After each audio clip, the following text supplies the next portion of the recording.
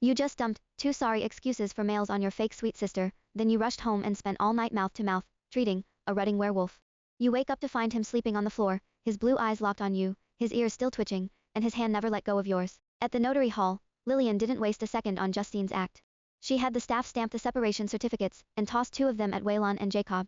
Done. From now on, you 2 are hers. Justine froze. Lillian, you actually broke the bonds. You don't love them anymore. Lillian laughed coldly. Love. There was never anything like that between us. Just an obligation. If you want my leftovers, enjoy. Waylon's face turned purple. Watch your mouth. We refuse to serve you because of Justine, she's the one we truly love. Lillian didn't even bother answering. Walking away was the only smart move. She got home before dark.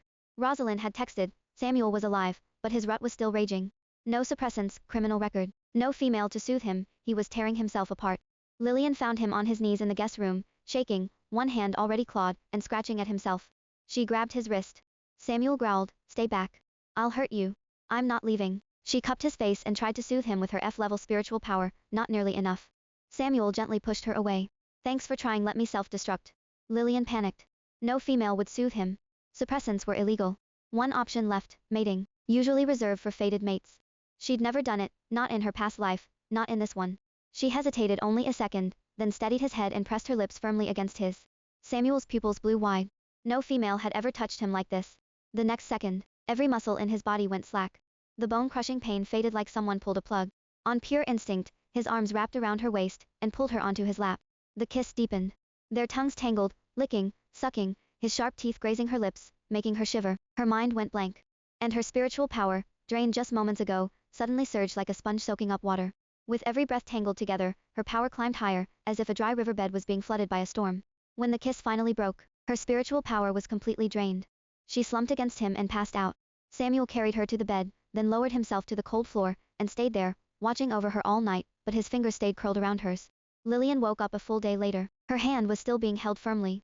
She turned her head. Samuel was asleep on the floor, his lashes still trembling. The moment she moved, his blue eyes snapped open, and locked onto her. That gaze, wild and burning, combined with his stupidly handsome face, made her heart skip a beat. She reached out, brushed through his messy hair, then touched his ear. He shuddered. Wolf ears are deadly sensitive, a low sound escaping his throat. Why the floor? I'm used to it. A lie. He'd seen too many slaves get tossed back after their female owners got bored, covered in bruises. He wouldn't cross that line. Lillian pulled him to his feet, and realized he towered over her, her head barely reached his chest. She blushed. After last night, are you feeling better? You got me through the rut safely. His eyes dropped to her lips. He swallowed. Lillian's face lit up. Really? What I did actually worked. It clicked. Her spiritual power never grew from beast cores, it needed deep connection. She threw her arms around him. Thank you. You're my lucky charm. Samuel froze, then gently pushed her away, his voice tight. You shouldn't be this good to me. I'm a convicted criminal. A slave from Rogue Planet. People will laugh at you. Lillian held his hand tighter, smiling even brighter. Bringing you home was the best decision I ever made. Stay with me, Samuel. Maybe you're the only one who will. Suspense, ending, his ears twitched. His tail nearly burst through his pants. He wanted to push her away, but his body wouldn't listen. He opened his mouth, then Rosalind's scream came from outside. Lillian. Check the system email. Yggdrasil just matched you with new males, not 2, but a dozen. And every single one is S rank or above.